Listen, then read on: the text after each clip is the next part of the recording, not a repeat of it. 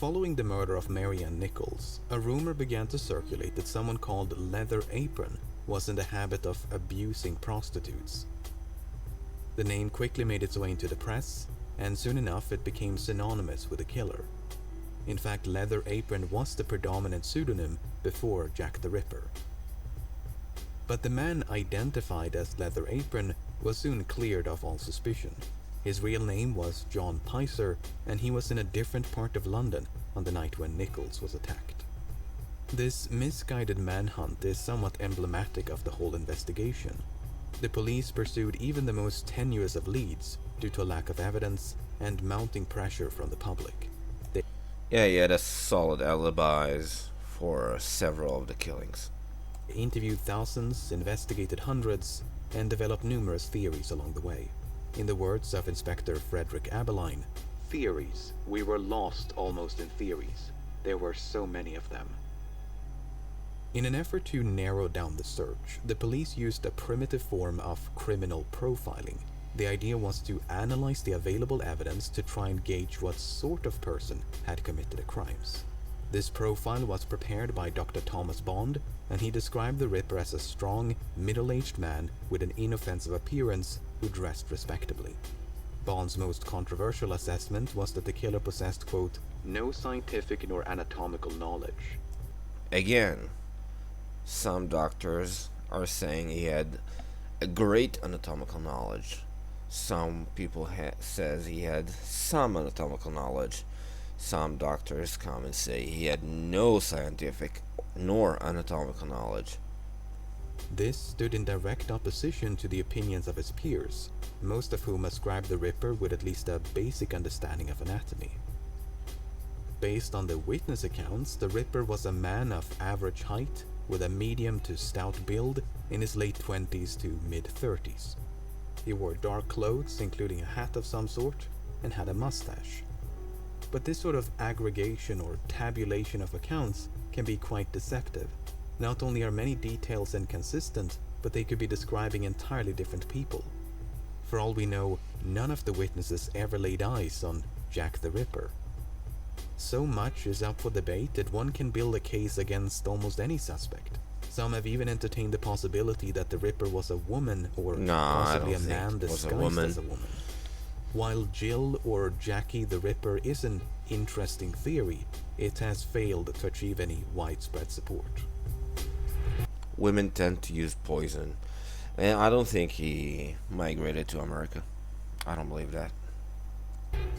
What is rarely in dispute is that the Ripper was either a resident of or otherwise familiar with the East End.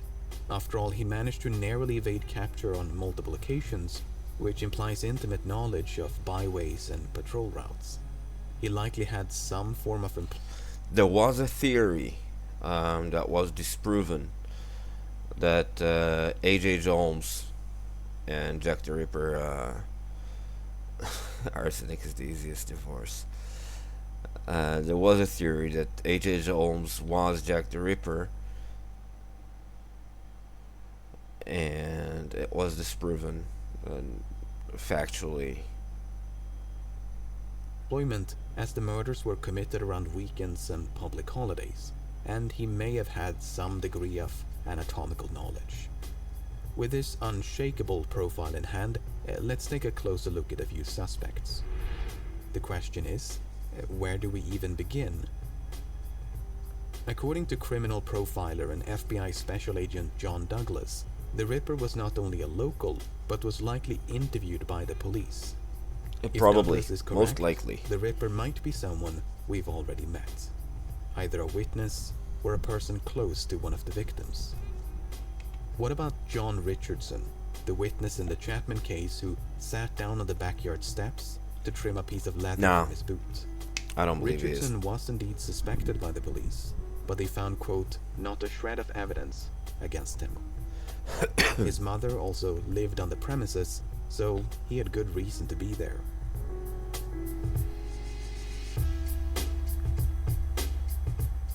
What about George Hutchinson, the witness who followed Mary Jane Kelly after she was accosted by a well-dressed client? No. Hutchinson was probably just a crook. And it probably wasn't. I don't think he was a killer. Most likely a crook that wanted to rob the person that went with Kelly. Never clarified his motivation for shadowing the couple. He merely stated that he was surprised to see a man so well dressed in the company of a woman like Kelly. Glad you loved it. Was he surprised because he was concerned? Was he jealous? Was it about money? After all, Hutchinson was broke, and the client appeared to be wealthy. Perhaps he waited outside the court with the intention of mugging this well-dressed client. Most likely There that are was many question marks surrounding what he wanted to do. Hutchinson. He has never been positively identified, so next to nothing is known about his life. Also, you must remember, think about that. People used aliases and fake names a lot at this time. It was a very common thing. This makes it very difficult to build a strong case against him. Hutchinson was interrogated by the police, but ultimately convinced Inspector Frederick Abeline that he was telling the truth. But not every witness attracted such attention from the police. Take for instance Charles Cross, the man who discovered the body of Marian Nichols.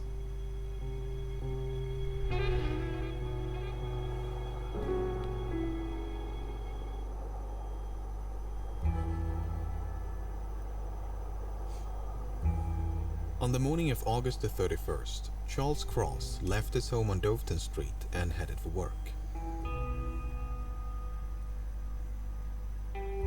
When he turned into Bucks Row, he happened upon the body of Marian Nichols.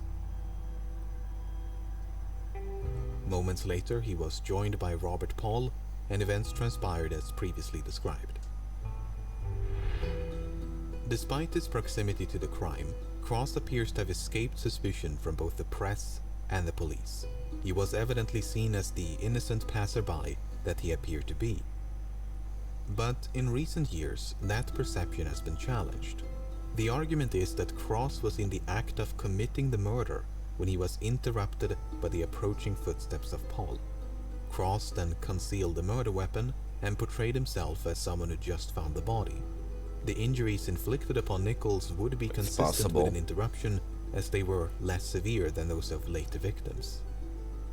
What's interesting about Cross is that he likely testified under a false name. He claimed to be employed as a carman, and his address was given as 22 Doveton Street.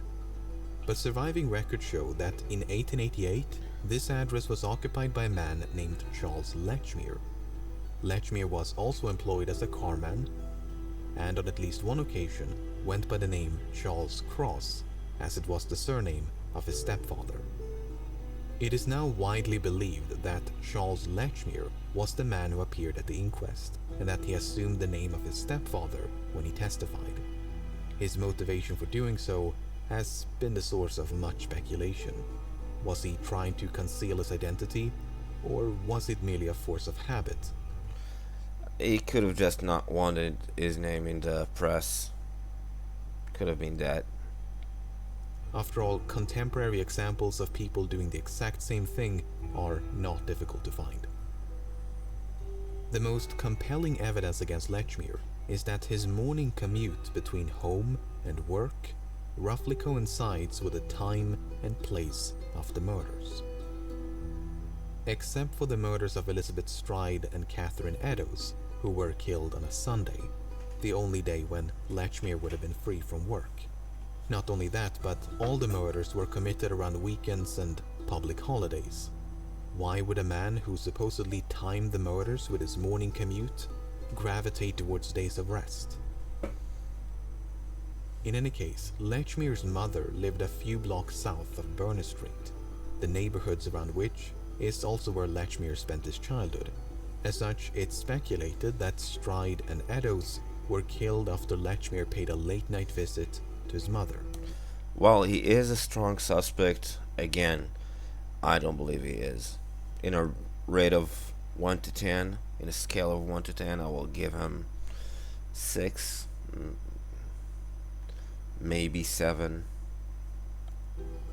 While he claimed to be employed at a delivery firm known as Pickford's, There are no surviving records of his employment. If he did work for Pickford's, there is a fair chance that he delivered meat and would thus have been exposed to slaughter and blood on a daily basis. Lechmere remained in East London until his death in 1920 at the age of 71. While there is no evidence of Lechmere ever being suspected by the police, it is difficult to believe that he was completely overlooked. Many case files have not survived, so any doubts investigators might have had could have long since disappeared. Now, a witness who definitely attracted attention was Joseph Barnett. In a scale of 1 to 10, I would give Barnett an 8.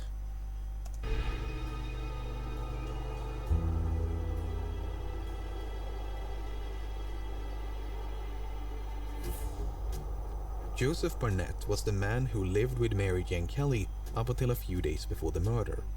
He and Kelly had supposedly met around April of 1887, and they eventually moved to 13 Miller's Court. Barnett was employed as a fish porter, but for reasons unknown, he lost his job between July and August of 1888. From that point onwards, the couple struggled to pay rent, and Kelly resorted back to prostitution. Now, those who believe that Barnett was the Ripper view his loss of employment as a turning point. The argument is that Barnett was so overcome with guilt and anguish for driving Kelly back to prostitution that he went on a murder spree, murdering one local prostitute after another in a desperate attempt to frighten Kelly off the streets. While most of this is pure speculation, it is true that Barnett disapproved of Kelly's prostitution. You may recall that Barnett separated from Kelly on October the 30th because he disliked the prostitutes with whom she associated. Kelly never went on the streets when she lived with me. She would never have gone wrong again, and I should never have left if it had not been for the prostitutes stopping by the house. This might further explain why Kelly was the Ripper's final and most viciously mutilated victim. The implication: He knew her, he resented her, she left him. That makes sense. Being that Barnett felt rejected by Kelly and wanted revenge for the breakup. According to Barnett, he did pay Kelly a visit on the evening of November the 8th, but they had parted on, quote, friendly terms. Of course he's going to say that. Went home, played a card game until 12:30 before going to bed. Now, Kelly is presumed to have died in the early hours of November the 9th, so Barnett could have returned to Miller's Court sometime after midnight. While the police did subject him to 4 hours of interrogation, Barnett was ultimately released without charge. Then there's the matter of the locked door. When the police arrived at Miller's Court, they had to force the door open with a pickaxe. This raised an important question. How did the killer lock the door behind him? According to Barnett, the key to room 13 had been missing for some time. Because of this, he and Kelly would, quote, open the door by reaching through the broken window. According to Barnett, the suspect, the key was lost. The door was said to be equipped with a, quote, catch lock, and evidently locked itself upon being closed. If that's true, mystery solved. But even if the door was not self-locking, there's still an obvious solution. All the killer would have had to do is observe Kelly using the window trick and then employ that same technique to fasten the door upon leaving. But those who favor Barnett as the Ripper offer yet another solution. The key never went missing. Instead, Barnett is said to have stolen the key and then used it on the night of the murder. These solutions are all equally valid, and it's impossible to know which one is correct. There is a slight variation of this theory which states that Barnett did murder Kelly, but was not the Ripper. Instead, he merely emulated the Ripper That's to deflect also attention valid. away from himself. Once again, this is pure speculation, but the murder of Kelly did somewhat differ from the rest in that it was committed indoors. Barnett remained in the East End until his death in 1926 at the age of 68. While it's only natural for suspicion to fall upon witnesses and acquaintances, Victorian detectives did pursue other lines of inquiry. One prominent theory was that the Ripper suffered from insanity. and a prime suspect in that category is Aaron Kosminski. Aaron Kosminski is not the Ripper. The Whitechapel murders investigation was overseen by numerous high-ranking officers within the Metropolitan Police. One of them was Assistant Commissioner Robert Anderson. Upon his retirement, Anderson repeatedly and unequivocally stated that Jack the Ripper had been identified. There was no doubt whatever as to the identity of the criminal. Without disclosing the name of the suspect, Anderson described him as a, quote, low-class Polish Jew who was, quote, safely caged. Low class your ass. He'd been identified by a witness who was described as, quote, the only person who ever had a good view of the murderer. This unnamed witness had supposedly refused to testify because the suspect was, quote, a fellow Jew. I am almost tempted to disclose the identity of the murderer, but no public benefit would result from such a course. While Anderson never revealed the name of the suspect, his colleagues were a bit more forthcoming. Chief Inspector Donald Swanson revealed that his surname was Kosminski. Yet another high-ranking officer, Melville McNaughton, described Kosminski as a homicidal and misogynistic resident of Whitechapel. Surviving records show that an Aaron Kosminski was admitted to a psychiatric hospital in 1891. Aaron was indeed from Poland, he was Jewish, and had lived in Whitechapel. He suffered from auditory hallucinations and a paranoid fear of being fed by others. He was trained as a barber, but had, quote, not attempted any kind of work for years. It's unclear when his mental health began to decline, but upon being institutionalized, Aaron was deemed to be harmless. He was, quote, quiet and well-behaved, and, quote, apathetic as a rule. Only on rare occasions would he get, quote, excited and violent. However, before his confinement, Aaron had once threatened his sister with a knife. The case against him largely hinges upon the claims made by Anderson, Swanson, and McNaughton, especially the claim that an unnamed witness identified a suspect named Kosminski.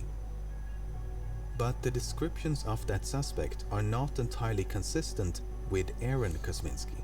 For instance, McNaughton stated that the suspect had been, quote, removed to a lunatic asylum about March 1889. Aaron was first confined in 1891.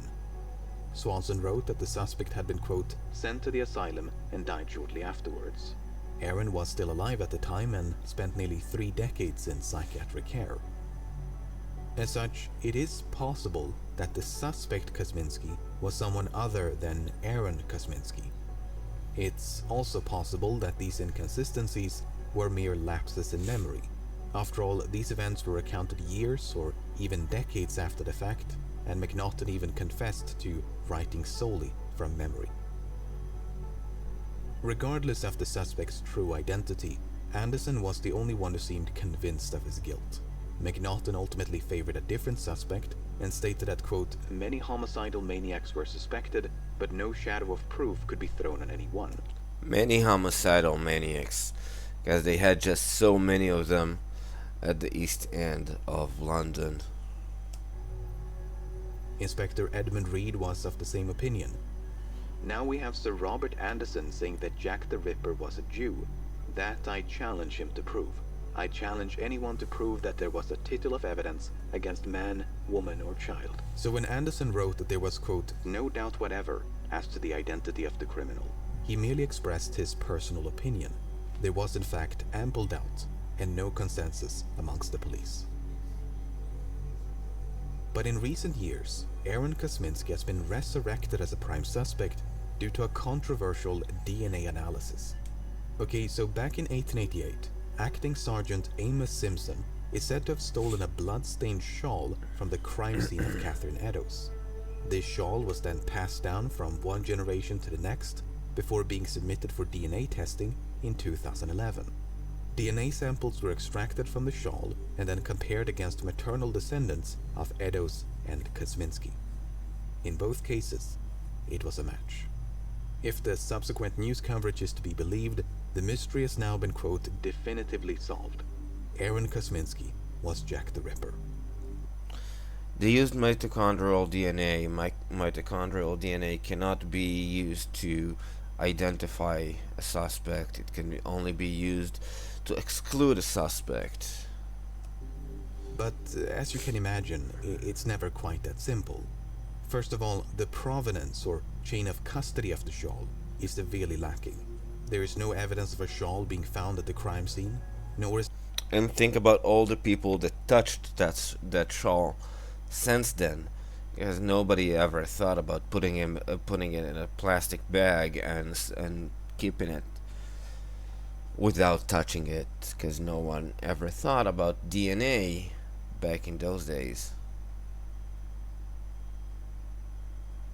Thank you, Amit. there any evidence of Simpson ever being at the crime scene. Furthermore, a destitute woman like Eddowes is unlikely to have owned such an expensive item. Look at how many things she had on her. I mean, it's unlikely she had all these things on her. Um, Clay pipes, two blue red chicken bags, a ball of hemp, tin boxes.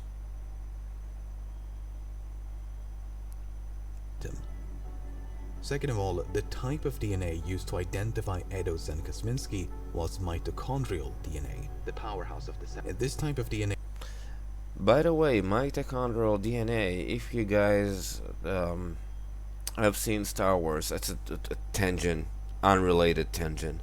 If you guys have seen Star Wars, if you remember in the prequels, George Lucas gave us the midichlorians, which power the force in people, in force sensitives, and the more midichlorians they have, the more force sensitive they are. He based it on mitochondria, the powerhouse of the cell, because the more mitochondria you have, you can be better at sports, you can perform better, you're thinking better, and so on and so on. You're healing better. Is passed down through the female line and is not unique to any one individual. Thousands can share the same mitochondrial DNA, which means it can't be used to pinpoint a specific person. In the words of a geneticist, based on mitochondrial DNA, one can only exclude a suspect. So to say that the mystery has been definitively solved is widely inaccurate. There's still plenty of room for doubt. So, to recap, a suspect named Kosminski was identified by an unknown witness. This was enough to convince at least one senior officer of his guilt. That suspect may have been Aaron Kosminski, a man who was largely non-violent but once threatened his sister with a knife. Aaron can neither be incriminated nor eliminated by the DNA evidence. He spent the rest of his life in psychiatric care and died in 1919 at the age of 53. Kosminski was not the only suspect advanced by a high-ranking officer. A completely different suspect who still falls into the same category is Francis Tumblety.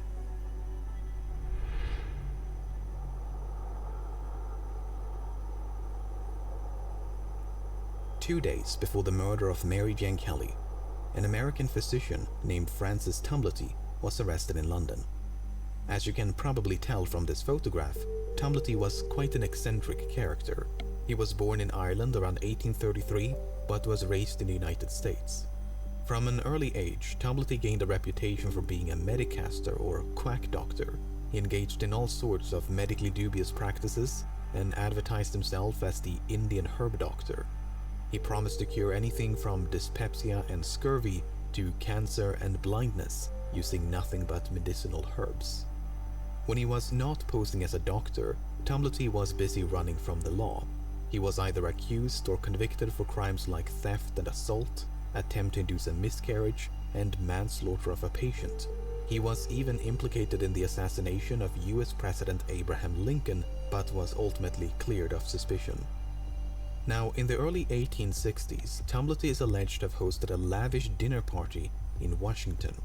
Only men were invited to this dinner, and Tumblety had supposedly expressed fierce hatred of women. Furthermore, he showcased a cabinet in his office in which he stored a vast collection of jars filled with anatomical specimens. some of which were said to contain the Glorious words of, mustache. quote, every class of woman. In 1869, Tomlety ventured across the Atlantic and visited England for the first time. By his own admission, he roamed the streets of London until he became familiar with every part of it. He advertised himself as the great American doctor and had a few skirmishes with the police. After a few more voyages between the old world and the new, Tomlety found himself in London in the autumn of 1888. The purpose of his visit and whereabouts at the time of the murders are completely unknown. Tomlety never stayed in one place for long and made frequent use of false names. There is a story of a mysterious lodger leaving behind a blood-stained shirt near the murder site of Elizabeth Stride. This supposedly happened on the night of the murder, and some believe that this lodger was Francis Tomlety. But there is no firm evidence of that, and the entire incident is fraught with uncertainty. What we do know is that Tomlety was arrested in London on November the 7th. According to the press, as well as Tomlety himself, he was arrested on suspicion of being Jack the Ripper. 2 days later, Mary Jane Kelly was found brutally murdered, and it's unclear whether Tomlety was still in custody or had already been released on bail. Nevertheless, he was ultimately charged with 4 counts of gross indecency, which had nothing to do with the murders. But Tomlety had no intention of standing trial. Instead, he made his way across the English Channel, boarded a steamship under a false name, and fled back to America. He was pursued by detectives and kept under surveillance, but his offenses were, quote, not extraditable. As such, Tomlety remained in the United States and never returned to England. Now think about it. 2 days after his release from his arrest, Mary Jane Kelly was killed. Now think about the fact that the British cops, British police, followed him to America. Don't you think they might have followed him also during his stay in Whitechapel after the arrest? Therefore, I don't believe he murdered Mary Jane Kelly. Therefore, I don't believe he was Jack the Ripper. So to recap, Francis Tomlety was a misogynistic medicaster who was in London at the time of the murders. He even showcased a collection of wombs, and the Ripper did indeed extract the womb from 2 of his victims. I mean, he sounds like the perfect suspect. Perhaps a bit too perfect. There is no doubt that Tomlety was in London in 1888, but the claim that he was a misogynistic collector of human body parts is extremely dubious. It can be traced back to a single article from December of 1888, featuring an interview with a man named Charles Dunham. Dunham had a long history of spreading misinformation and has been described as a pathological liar, a forger, and a conman. He was even convicted of perjury. As such, there is every reason to believe that this story is a complete fabrication.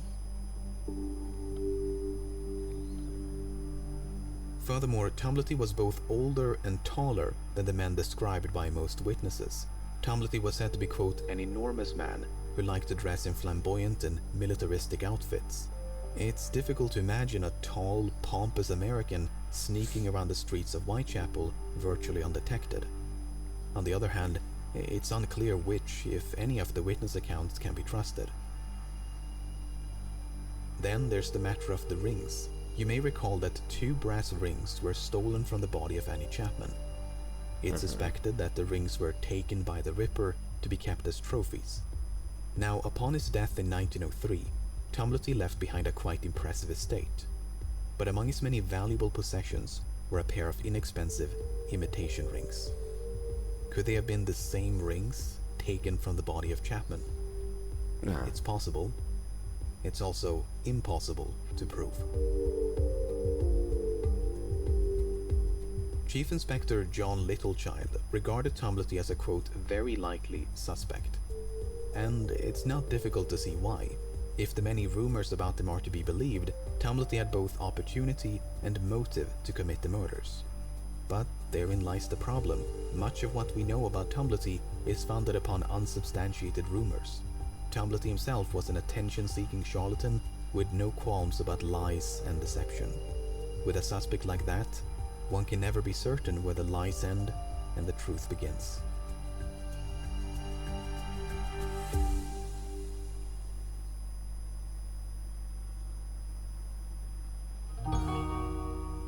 To theorize about the identity of Jack the Ripper is to navigate a minefield of hearsay, sophistry, and contradictions. Entire encyclopedias have been dedicated to the compilation of suspects, and with every passing year, they seem to grow ever more expansive. Even though there are hundreds of potential suspects, only a dozen or so are worth more than a brief consideration. Some of the more sensational contenders include famous authors and artists, as well as high-ranking officers and members of the royal family. But these grand conspiracies and elaborate deceptions seem hopelessly contrived against the sheer simplicity of a suspect like Charles Lechmere, an unassuming delivery man on his way to work. Personally, I remain unconvinced that Jack the Ripper has even been identified as a suspect.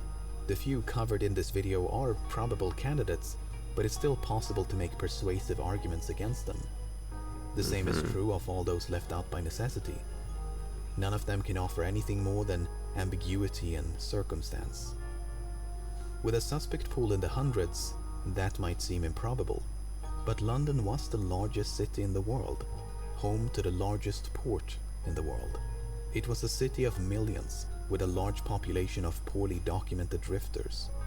It's not difficult to imagine one lowly sailor, butcher, medic, soldier, barber, merchant, porter, blending into the slums of Whitechapel like a grain of sand.